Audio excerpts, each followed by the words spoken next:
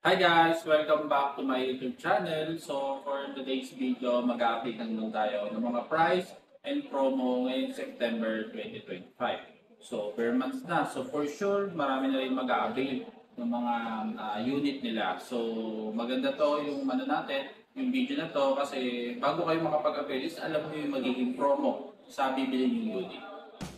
Bago natin simulan, kung di ka pa nakasubscribe sa aking YouTube channel, palike and pa-subscribe na aking YouTube channel para updated ka sa mga latest video na i-upload. So isa-isahin na natin. Let's go!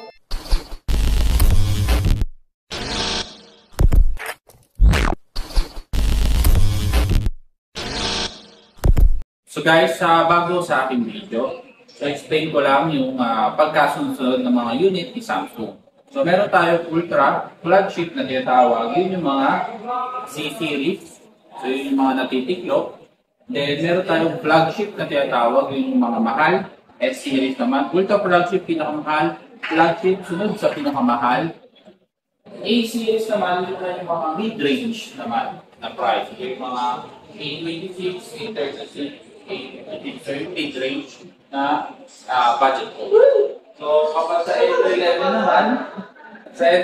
naman, ito naman yung mga bago nating A07, A17. So kapag gusto niyo yung pinaka-affordable, ayan yung mga hanapin mo sa pagkasunod. So entry, mid-range, and flagship and ultra flagship. So simulan natin mag-update dito sa ultra flagship. Guys, unahin natin dito sa Ultra Flagship, yung mga Z-series natin. So, unahin natin mag-update ng mga price niya. So, for the price ng ating Z Fold 7, so, for 256 gig is 112,990. For 512 gig is 120,990. For 1 terabyte is 141,990. So, ito, pinaka-tsura. So, mas pinanipis, mas pinagagaan. Ayan siya. Then, for Z Flip 7 naman, for 256 gig, 70,990. For 512 naman po is 78,990. Ito naman, yung pinaka-tsura niya.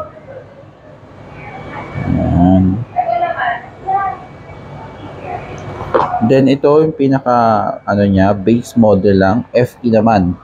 So for FE naman natin, ang price niya is 60,990, 256 gig lang na variant. Ito medyo makapal na to. Ayan, yung pinaka-design. Then for promo natin ngayon September niyan. So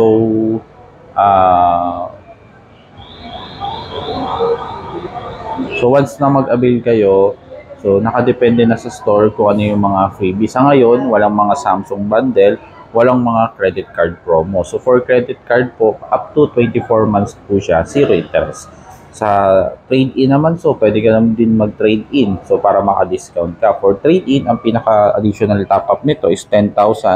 Dito is 8,000. So meron po siyang additional discount if ever mag-trade po kayo. Pati sa FE para maka-discount ka. Pero the rest, ayun po, naka 24 months siya, zero interest. Nakadepende na lang sa store kung magbibigay sila ng free memory upgrade. Yun yung magiging 512 sa presyo ng 256.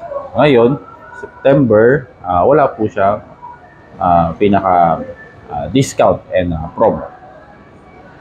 Update na rin tayo yung bagong watch natin. For Watch 8 Classic po, so, 29,990 for Watch 8 na 44mm, 22,990.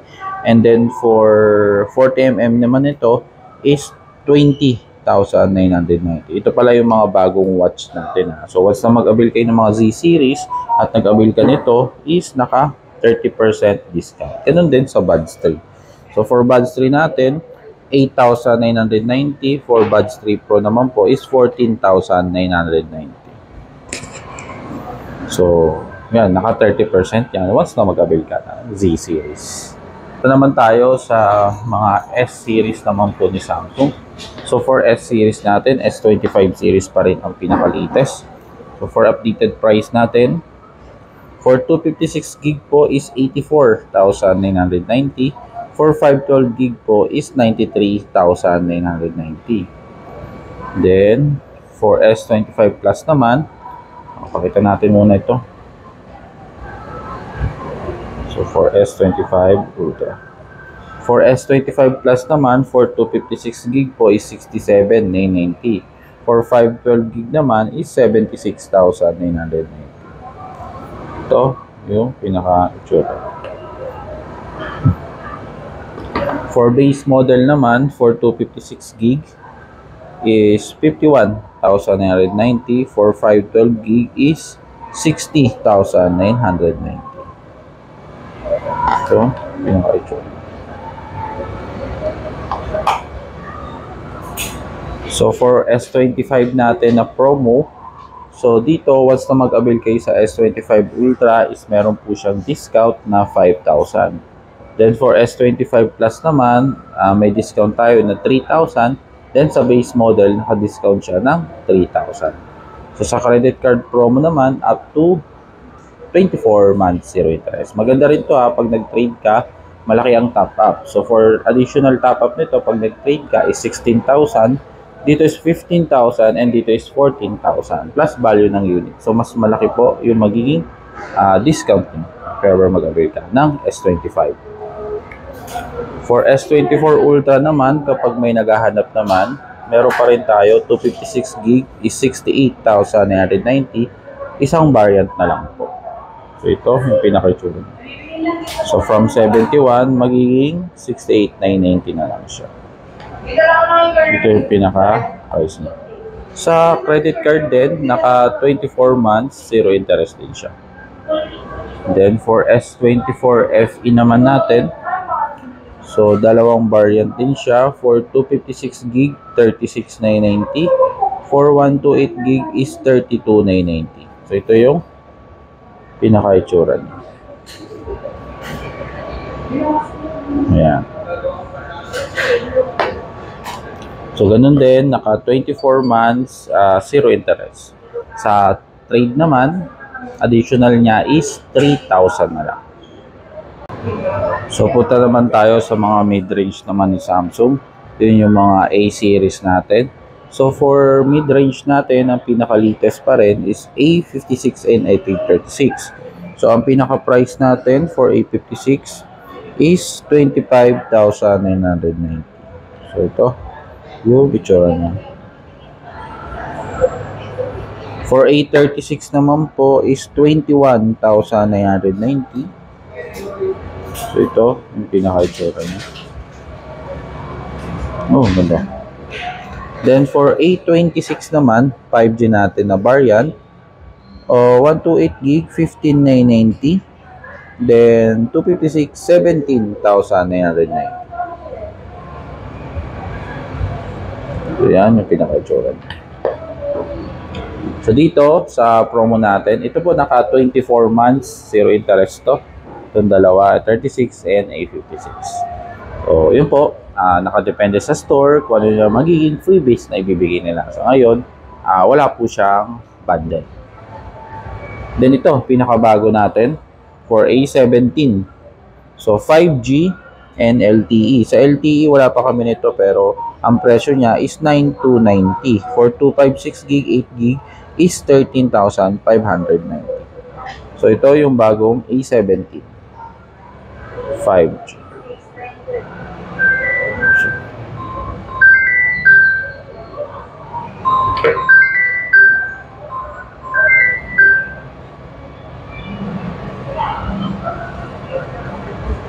Then for A16, kapag may naghahanap pa po, so meron pa po tayo 128 gig, 4 gig, 7,990.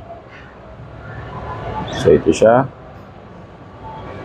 Ayan. So sa freebies na to itong A17, kapag may stock sa store, meron po siyang free adapter.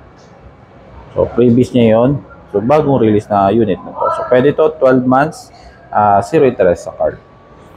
Then ito naman po A07. For A07, 64 gig, 4 gig, 5,290. For 128, 4 gig, 5,990. So, isa rin sa mga latest unit ni Samsung, A07. Ayan. So, ganun din, kung may stock naman sa store, pwede siya mag-free na adapter. So, kung wala, depende sa store kung ano na yung ibibigay na freebies. So, yan po yung sa mga unit na updated price and promo ngayong September. So, dito naman tayo sa mga tablet naman ni Samsung. So, for tablet ng Samsung, meron tayong Tab A9, yung maliit. So, for Tab A9, Wi-Fi niya is 8,990. For LTE niya naman po is 10,990. Then, kasunod naman, itong Tab A9 Plus. So, for Tab A9 Plus nito, for Wi-Fi is 14,990. For 5G naman po is 18,990. Ito, yung pinaka-itsura niya. So, dito yung mga freebies natin ng tablet, nakadepende sa store. So, kung may stock sila ng Bluetooth keyboard, so pwede yun yung free, or yung keyboard slim. So, nakadepende kung ano yung magiging stock at freebies na depende sa store na pupuntahan. For Tab S10 FE naman, for Wi-Fi naman po is 26,990.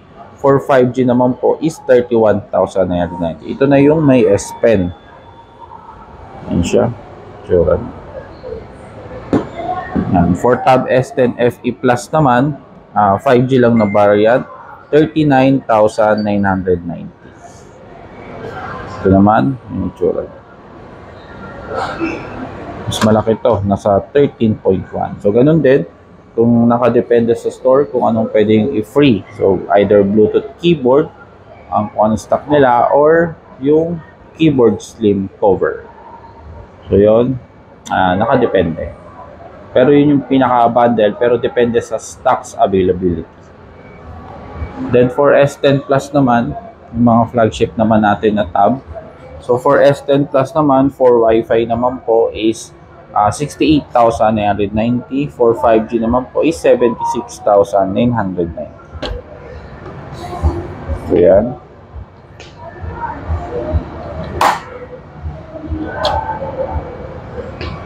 Then, for S10 Ultra naman, ito na po yung 92,990. Yung pinakamalaki, nasa 14.6 yung inch nito. So, 92,990. So, sa credit card promo naman, ganun din, up to 24 months, zero interest. Yan. Inside the box, meron po siyang keyboard cover na po. So, yun, yung updated price natin sa mga latest tablet. So, yun yung naging updated price and promo natin ngayong September. So, mapapansin mo sa ngayon, wala masyadong bundle and promo. Pero soon, syempre, magkakaroon din yan si Samsung. So, mag-update na lang po tayo. So, kung balak nyo naman mag-avail, mas maganda makapunta ka sa store para nakadepende na sa mga deal ng bawat store ang maibibigay sa inyo. So, kung mas kailangan nyo na talaga ng i-avail yung mga unit natin. So, dito sa store namin, meron naman kami ino-offer like trade-in your old device. So, kung may mga luma po kayong phone, pwede nyo i-trade para at least makaless kayo, maka-discount kayo sa mga bago nyong bibili na unit. Plus, meron din tayong mga financing like kung wala kayong credit card, home credit, and yung bago natin Samsung Finance Plus. So, magandang Samsung Finance Plus natin is naka 0% processing fee. So, walang dagdag. So, nag-offer na din ng 0 down payment. So, pwede nyo na rin i-try yun, yung Samsung Finance Plus natin. So, mga gusto din mag-inquire, i-chat nyo lang yung pinaka-FB page namin. So, Samsung Fairview. So, mga gusto naman umorder at malayo sa mga store, pwede kayong mag-order online. So, meron dyan sa link ko. So, check nyo na lang yung description ko. So, may mga link tayo dyan na pwedeng i-order online. So, merong Samsung.com, meron din sa Shopee link. So, muli, kung hindi ka pa nakasubscribe sa aking YouTube channel, palike and pa-subscribe ng aking YouTube channel para updated ka sa mga latest video na i-upload. Maraming salamat sa panonood. Bye-bye!